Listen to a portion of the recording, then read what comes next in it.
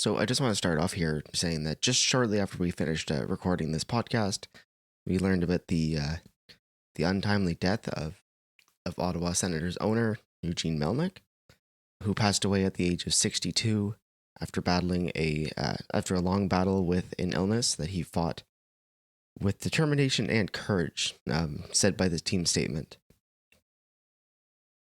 As much as we've ragged on Eugene Melnyk and his team over the years, we obviously would never wish for something like this to happen to anybody. And we'd like to offer our well wishes to Melnyk's family in this hard time. And would like to say, rest in peace, Eugene. I hope where you are now in peace.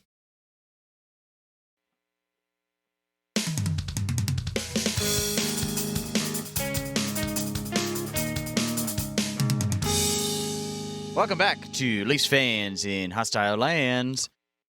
Speaking of hostile lands, I ventured out to them, and you know what? It was great. I had a great time. The other hostile lands. It wasn't hostile.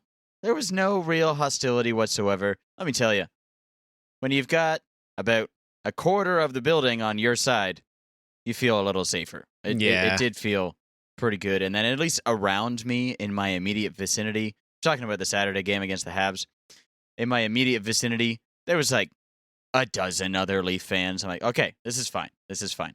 I only felt a little, weird, but I guess not because I haven't gone to a real Leafs game in years and years and years. When the Montreal Canadiens scored, like that's when the building went nuts. Oh yeah, and of course, when the Leafs scored, I went nuts, and that's why my throat actually might be a little more hoarse today, but that's okay.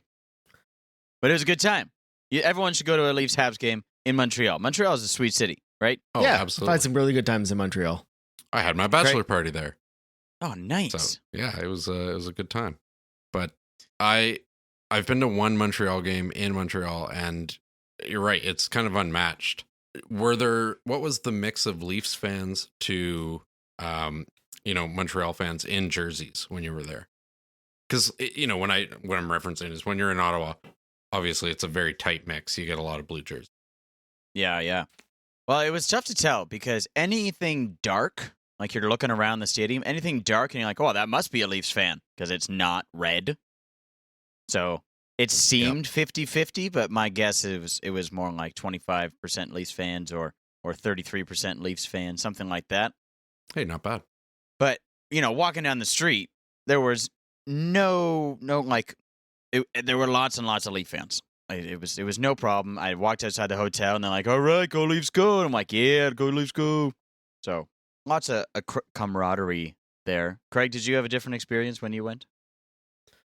I'm trying to remember what year that was, but if I remember correctly at the time, Montreal was doing really well and Toronto was, early Matthews Marner era. Okay. But I remember walking in expecting Montreal to win that game. And I can't really talk about the experience of when Montreal scores a goal because they didn't score. And Toronto shut them out 6-0 at the Bell Center. So I feel like I had kind of a different experience walking out of that game because there was a lot of very upset Habs fans around me as I'm leaving. Luckily, nothing happened, but every time you're walking down, people are like, fucking Leafs fans. I definitely had a lot of happy Habs fans, but none of them were like, fuck you, Leaf fan. You suck. Your team's the worst. However, there was a chant that was like, first round exit. I love it. That was good. There was that one. Oh, that's always one of them. What was the other one? It was first round exit and... Alex Galchenyuk, you said. Yeah, Alex Galchenyuk. Alex Galchenyuk, because he messed up last year and, it happens. Yeah, and Dermott's gone now. That's true. Yeah. So that's a good point. If you make a mistake in games 5, 6, or 7 in the playoffs, you're no longer going to be a Leaf. That's what we got from those chants. But overall, it was a super awesome experience, and the atmosphere was awesome, and the food was great. Oh, you guys watch Brooklyn Nine-Nine. Who are the two old dudes? Who are the two old guys? I can't remember. Hitchcock and Scully. Right. Yeah, those two.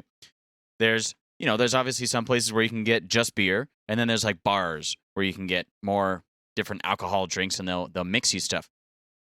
Hitchcock and Scully, or I don't know, fucking know what their names are. They were behind the bar. They looked exactly like them, and they almost looked the same as each other. It was the funniest thing. I'm like, Brooklyn Nine-Nine guys. I don't know them, but there they are. It was so funny. Sounds like a fun time. Just good time. Good time. Yeah. Before we get to the Habs game itself and the Panthers game, Justin Bieber jersey, that happened. I mean, Boston Bruins jersey. I mean, wasn't that? I don't know what to call it. I love the blue. Black, I hate the yellow side. Blue, yellow on the inside. It's got the Drew thing. I don't know who that is because we're too old for this. But I thought his name was Justin. Yes, but I don't know. Greg, what did you think of that jersey? I thought the blue side was awesome. I think it looked great on the ice. I know some people complained about the numbers. They're a little hard to read. But up close, they looked great. If you see them like on the close, the white outline with the black numbers, it actually looked really cool. I think in the arena, that is going to be a really great jersey.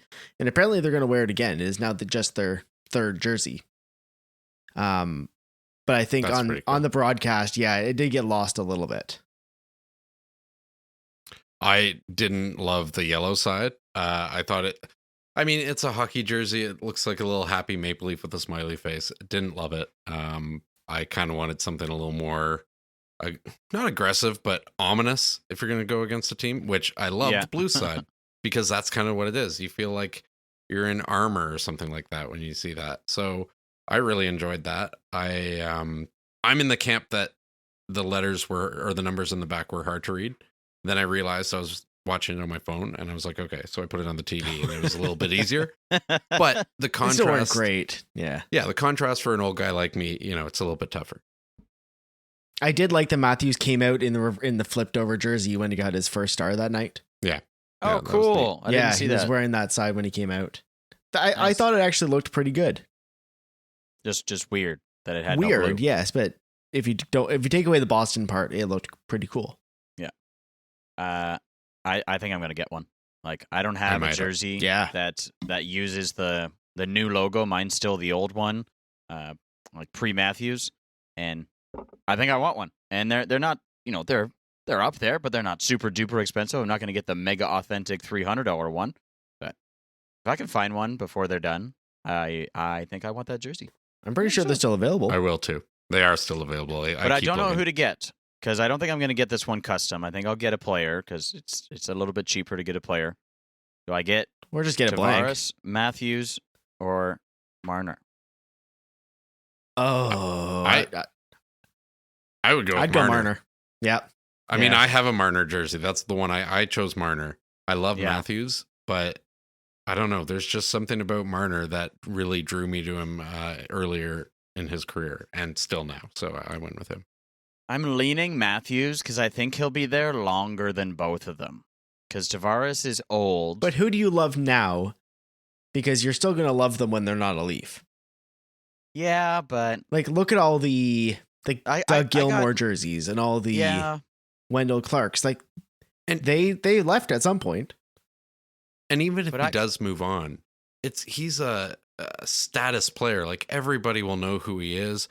True. I saw a stat this week that after his 48th goal last game, it was the first time in 28 years a Leaf had scored 48 goals in a season.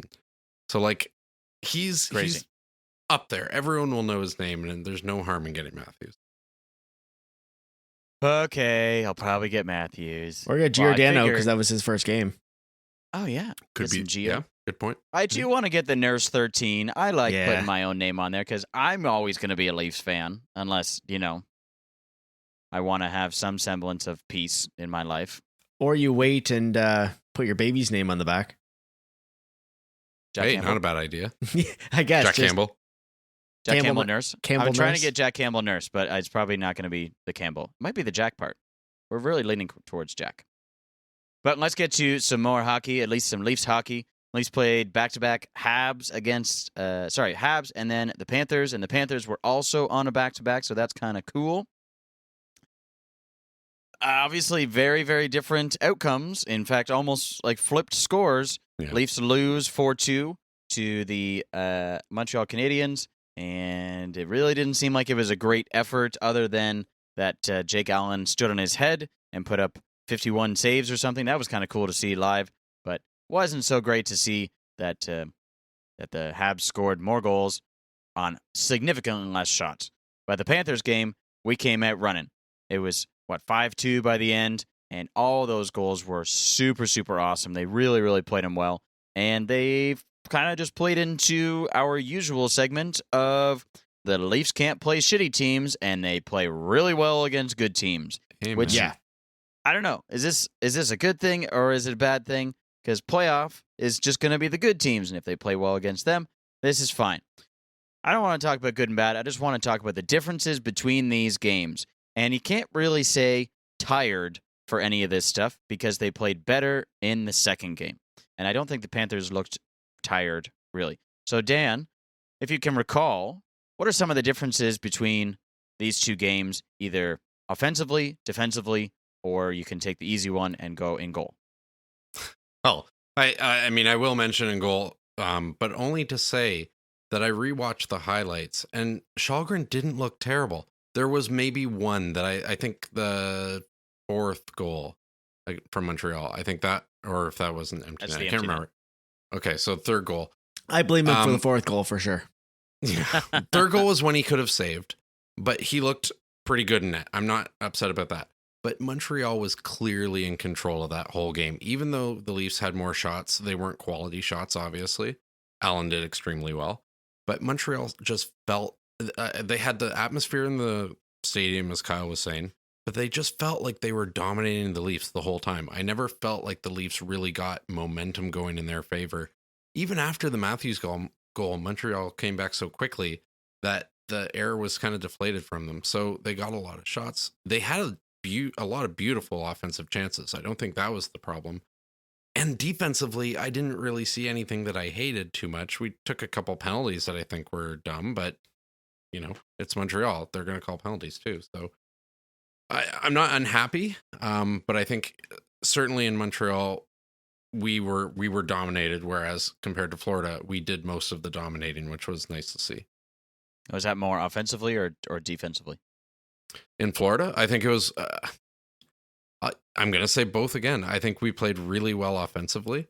We had, the nice little empty net by Matthews was just hilarious at the end. But Mikheyev's playing really well. Tavares played really well. Marner's points in every game. So I really don't think either game was that different from each other than the fact the momentum was going in Toronto's favor in Florida where it wasn't, or not against Florida where it wasn't in Montreal. Okay, so an atmosphere sort of thing, maybe. Yeah, kind of. I mean, like Mrazek played really well, and Källgren played decently. I don't think it was overall goalie. I can't really fault the defense in either game. Sure, there are some 2-on-1s I would have liked to see take back, but they're going to happen, and the Leafs are kind of known for that. So, really, I would like to see that caliber of playing from the Leafs in any playoff game. Obviously, with a goalie not standing on their head. But I was happy. Cool. Greg, anything to add to that assessment between two games? Well, I think that the biggest difference that I saw was that in the Montreal game, they had lots of chances. They had lots of shots, but I don't think any of them were really quality. There was a lot of wristers right into the chest of Allen. There wasn't a lot of rebounds. Allen had a pretty good night. He was controlling rebounds. He did take a ton of shots, but it reminded me of the game of the Leafs against the Nashville Predators a couple weeks ago, when Leafs didn't get a lot of shots, but they just kind of played a good defensive game. They limited the actual chances that Nashville got and waited for that opportunity. And then on the rush, they were getting those goals. And this is exactly what Montreal did last year in the playoffs. Toronto outplayed them almost every game. And they just waited for that opportunity because they're such a good rush team. They're a fast team. They've got some guys that can pass the puck really well.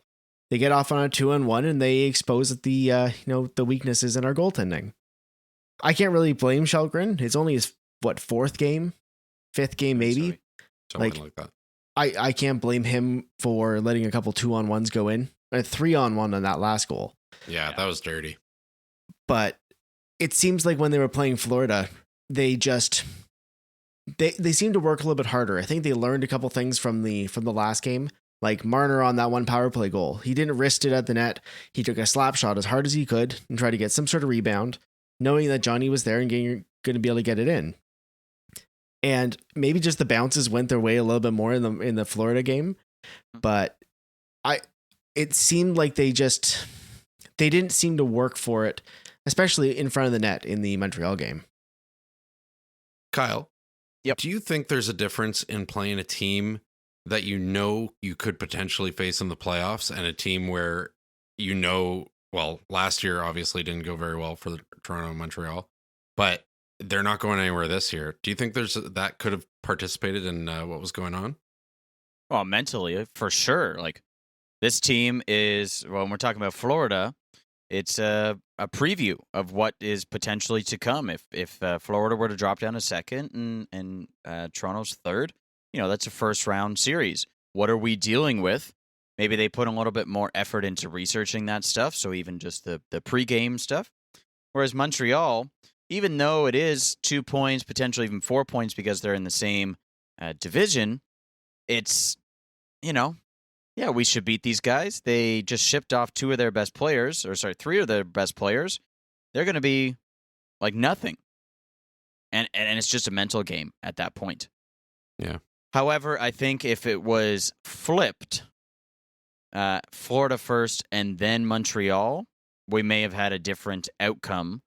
I think they would have played the Florida game similarly, but then if they lost Florida, they wouldn't have fucked around. They would have come out hard against Montreal. They would have come out hard against Montreal. We got to get those points back, sort of thing. Whereas, I think they would have played Florida the same and Montreal different. Even if they won against Florida, it's like, you know what? We got 2 points. Let's get 2 more and get on these Florida Panthers. Whereas they lost to the Canadians, and it's like, you know what? Preview time. Let's put that one behind us. And it's just, it's a mental game. And I think that mental game leads into what I was going to say, that there were simply less mistakes in the Florida game.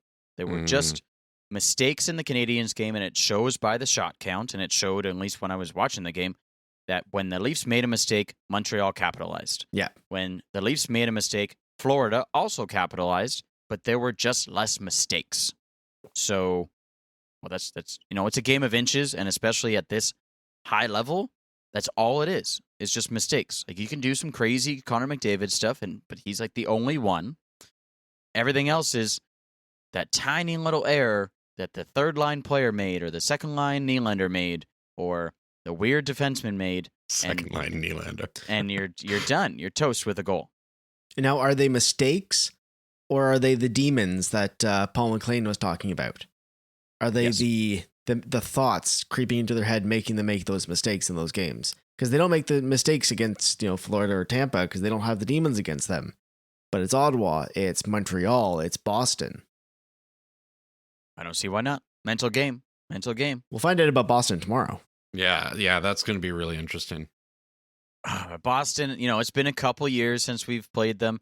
Sure, there's a handful of guys that are definitely still on both teams, but I think it's going to just be different, especially with Rask gone and even Freddie gone. Fair enough. I think that's going to be significantly different there. Good for Mrazek, though. Getting 2 games in a row, 2 wins for himself, and getting a huge ovation from the crowd on Sunday night's game. And it wasn't, what do they call it? The Bronx cheer. Bronx cheer was like, wow, you made a save. Yay. No, they actually were like, yeah, way to go, Mrazek. And he gave himself a fist pump at the end, and that was well-deserved. Moving on to the new guys, Gio and Blackwell. They've had 3 games so far, 1 in black, 1 in white, and 1 in blue. Strange. Let's start with Blackwell. What do you like about Blackwell? What do you not like about Blackwell, if there is anything? And do you think he's a fit? We'll start with Craig. From what I've seen of Blackwell so far, he seems like he's fitting well in the team. He seems to be giving them something that they don't really have. They haven't had much this year, is a guy that's just going to get in the middle of everything. He's small, he's fearless, and he just seems to have some energy. He's bringing energy to the team right now because the team they have so much skill that sometimes they slow the game down a little bit. But every once in a while, they need to pick that pace up and really get the get on the other team. And he limits time. The other guys that maybe he's not the best with handling the puck, but he makes sure the other team doesn't have a lot of time to make a play. I just think he really contributes really well to that line. I mean, we have a nice true shutdown line now. Even though he's small, he plays with a decent amount of physicality that he's not afraid to get physical with the other players. So I was really happy to see that. I again, like, not really any shots or points to talk about, but from what I saw, I liked him so far.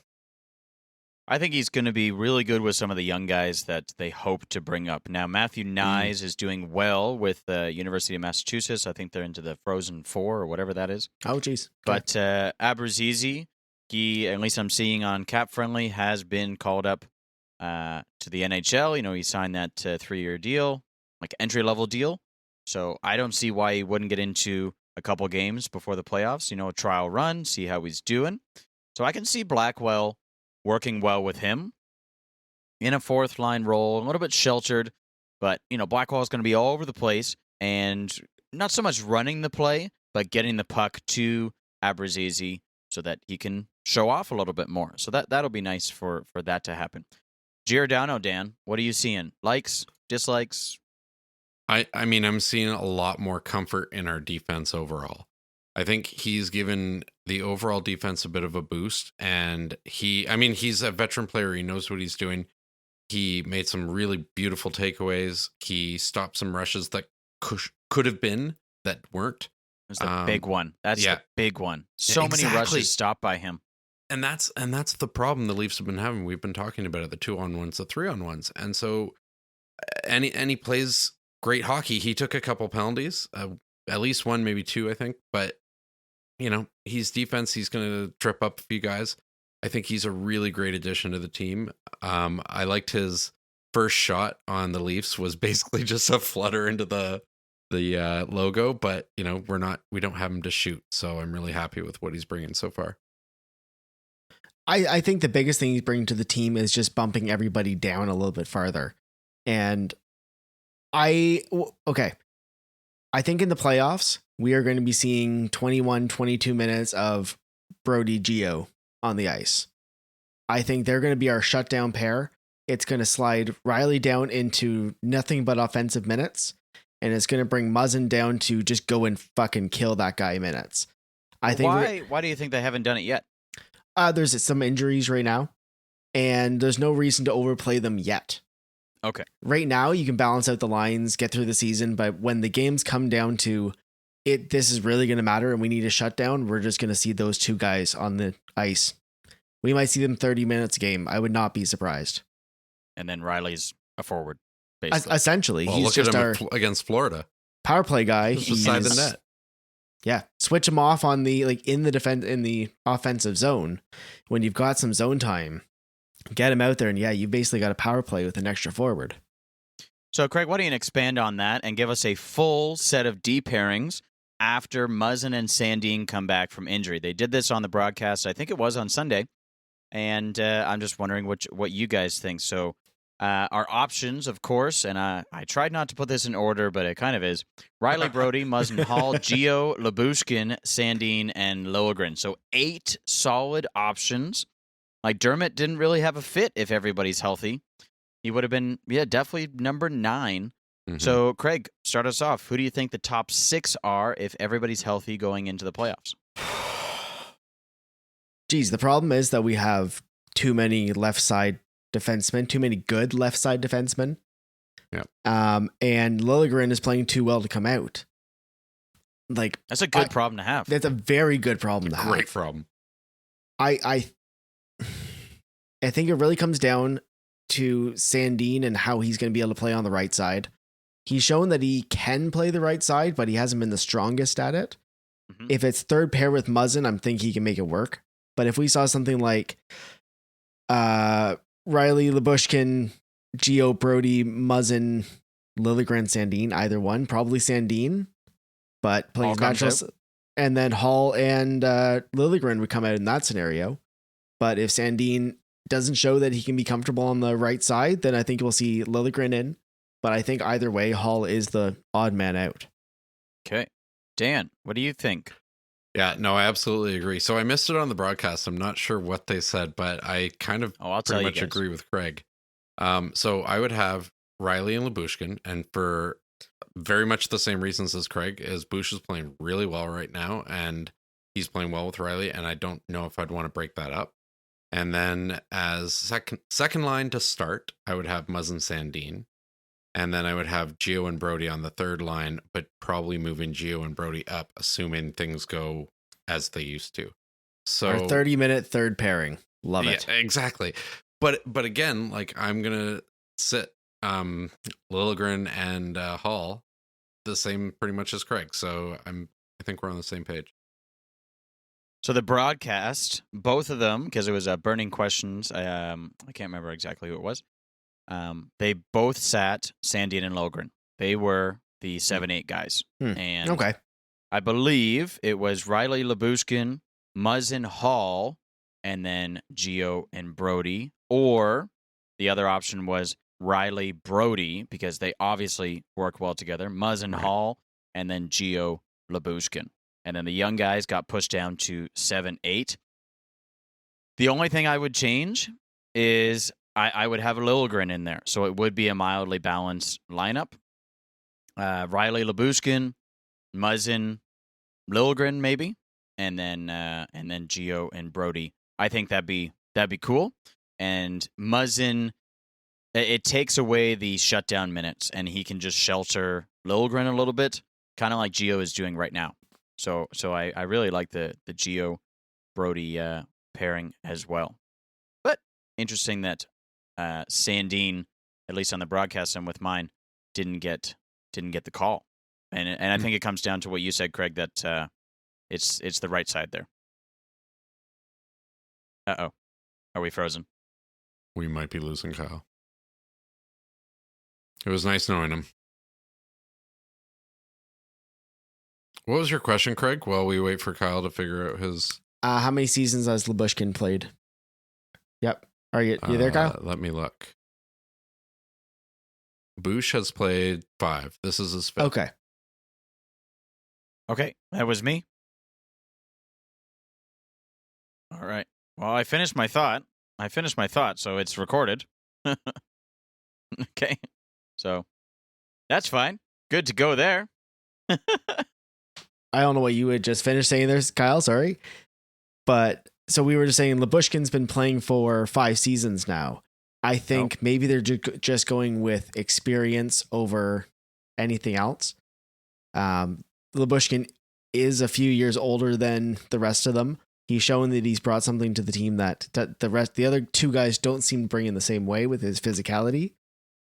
So I can understand why Sandin and Liljegren could be the 2 odd ones out. I think we just don't like Hall. That's fair. Seems to be the case. Yep. It's going to be interesting with that D. Always interesting with the D. Let's move on to our favorite thing, the playoffs. Oh, good Lord. It is approaching very quickly now that the trade deadline has passed. Yeah, baby. And if I look at the standings right now in the wild card standings, Florida first, Tampa second, Toronto third for the Atlantic, and then the Bruins are in a wild card spot. So if the playoffs started today, the Leafs play the Lightning, and Boston will actually end up playing Carolina, with Washington going against Florida. So a little bit of shuffling in the past couple days. Lightning with 88 points, 65 games. Toronto, 87 points in 65 games. Boston, 87 points as well in 65 games. And, which is interesting, our rows, regulation and overtime wins for Toronto and Boston are the same at 39. But Toronto has a better differential at plus 42. Craig, remind me, is it differential that's next, or is it season series? I thought it was regulation wins first, and then regulation plus overtime. Well, either way, they're the same. It's the same record, 41-19. Yeah, we're scary close with Boston. And then the row's the same. And, I think it might be plus minus or the season series. No, regulation wins alone. Leafs are at 35, Boston's at 33. So that would be the first tiebreaker. Oh, I see. And then it's regulation alone plus without overtime. Okay. Yeah. I see. Okay, gotcha. So that's Not the including tiebreaker. shootout. Sorry, I was looking at the stat. What was the question? I haven't asked a question yet. Perfect. But And that's a the couple intro. weeks ago, we did talk about this already when Boston was hot on our heels, and now they're right beside us. Now they're giving us a hug from behind. So I said that it's extremely unlikely for the Leafs to play Boston, and it's not looking like that anymore. I think it was 3 days Very ago. possible. It would have been Leafs Boston first round. Our previous responses, just to remind our very loyal listeners, I said that I would rather play Florida in the first round, which means the Leafs would have to probably lose a lot of ground, or the Hurricanes gain some ground. And I said because they got some hot and cold goalies with Bobrovsky and definitely Spencer Knight, and I don't want to play Carolina, and I don't want to play Boston or Washington because Toronto would have to be in like a really high seed to play, I think, Boston or Washington, but maybe not so much Boston anymore. Dan said he wanted to play Ottawa, so we moved on to Craig. No. I still would. Yeah. Dan said Tampa instead because he thinks it would be a great story that they beat the Stanley Cup team that's trying to three-peat, that there's too much pressure and the Leafs would be able to take him out, and that his heart could not handle a Boston rematch. Greg preferred facing Washington, which I think is the least likely at this point. I guess, again, the Leafs would have to go on a tear and really pass the Panthers. Only 7 points behind. That's true. But like the Panthers, even we saw, like they're very good. They are. They're not going to lose too many. But he also said he wanted to play Boston because the goaltending is weak. Okay, so things have changed since then. Things have changed. Doesn't want to play Carolina because Freddie Anderson. So Craig, let's start with you. Goaltending weak. Maybe not so much anymore. Swayman and Allmark are really, really going for it. Who would you rather have in the first round now? And don't say Ottawa. I honestly, at this point, after seeing us play these teams, most of them, I would be fine with playing Carolina. I think we would end up getting Freddie, like the Freddie we know, not the Freddie we've been mythologizing that's been in Carolina this year. Yep. I think they can play a good game against Florida because I think Florida plays a similar game to Toronto, and Toronto plays that type of game really well. A run and gun, limited defense, hope it doesn't go toward your net. But I think Boston has really turned it on in the last 10, 15 games. The goaltending has figured itself out. Apparently I think it's McAvoy-Lindholm pairing has instantly clicked, and they're just looking fantastic. Oh, wow. So I'd be interested to see another Boston series, but I think I'd prefer of all the teams to play Carolina at this point because they're a good team, but Toronto has such a good offense and they can get them by Freddie. Not impossible. It's super close to being that. Dan, other than Ottawa, do you want to change your mind or you still want to go with Tampa? You know, I'm going to stick with Tampa. Boston scares me now. The addition of Lindholm just makes it worse. And as you said, the goaltending situation has changed. So I don't really want to go there. And again, my heart can't take that. Tampa, well, they did make, like, Brisebois made some good moves at the trade deadline, but he didn't add anything that's really game changing. Like, a lot of the bigger names went to other teams, like the Giordanos, wink, wink, or, the Lindholm. So, like, Tampa got Hagel. They filled out a couple spots they needed to, but really, I'm so in doubt that they can make a run for a cup 3 times in a row that I kind of think that if a team is going to leaf it and give it up in the first round of the playoffs, it's Tampa at this point. At this level, I don't think the Panthers are really going to shit the bed first thing. And even though Panthers might play Boston, I think Boston's also, as Craig said, on a tear. So I'd be most comfortable playing Tampa. It was great to win against Florida last night, and it showed us we can if we have to. But right now, my preferred team is still Tampa. I'm going to go with basically what Craig said with Florida and Carolina. And definitely recency bias that we can do it. And we play similar games. Tampa, I'm so afraid of. Like, they're a different team in the playoffs. I said not Boston simply because of the top seed thing, but you know what? I just want to see it just so they can win. And, you're rolling the dice there. But Boston would be great. But Florida or Carolina, oddly enough, I think we have a better chance. And it's just a feeling. There's not much else I got to go behind it. Now, the other two teams I haven't mentioned, Pittsburgh and the Rangers, are actually, in a spot to potentially get that top spot in the Metro, and then, shuffle. The Leafs could play Pittsburgh or the Rangers as well. And as I look at it, it's actually tighter in the Metro than it is in the Atlantic. So that's an interesting thing that it flipped a little bit. Dan, if you were to pick between Pittsburgh or the Rangers, who would you pick? Just those two. Man, I'm not even sure. I mean, Pittsburgh had a huge game the other night with a 11-goal game, I think. And I don't know. I think, honestly, just looking at the standings, I don't really want to play the Rangers because I feel like we could have a better chance against Pittsburgh on gut feel. The Rangers goaltending's really good. Pittsburgh is a good team, but I think we could probably do better against Pittsburgh. Okay. Craig. Pittsburgh or the Rangers or another sneeze. Go for it. I think I would prefer to play the Rangers in a 7-game series.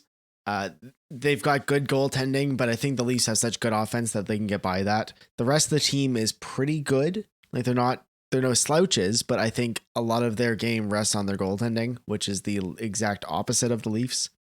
And we know in the playoffs, it's voodoo. Yes, Dan. I support your argument, but at the same time, should that not have allowed us to beat Montreal? If goaltending was the issue and our offense is so good, shouldn't we have beaten Montreal? But we don't have any sort of, I'm going to go back to the word demons against the Rangers, really.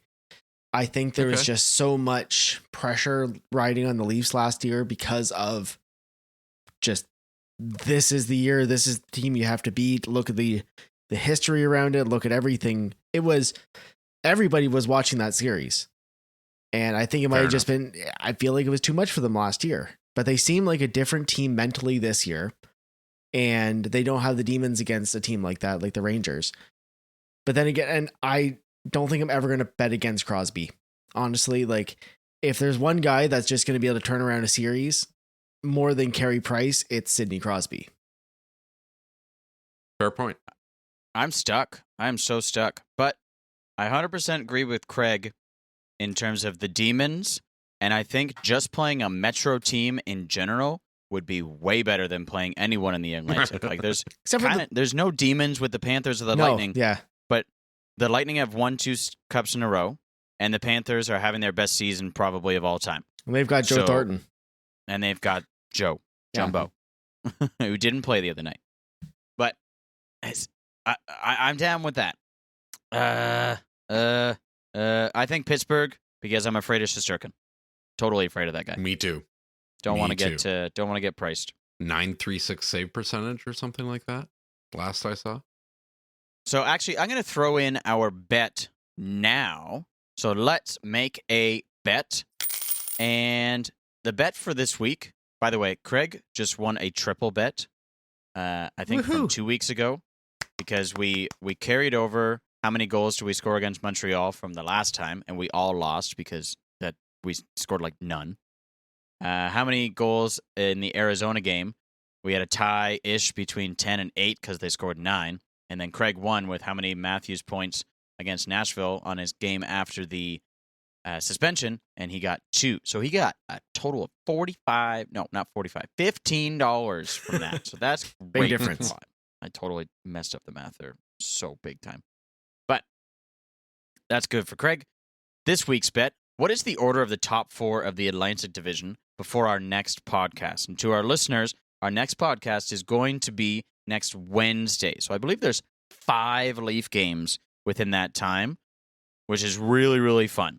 So top 4 are definitely set. Florida, Lightning, Leafs, Bruins. What's the order at our next podcast? And since Craig won, I'm going to put the button on you. Go for it. Oh, I'm going to say Florida is going to be in first.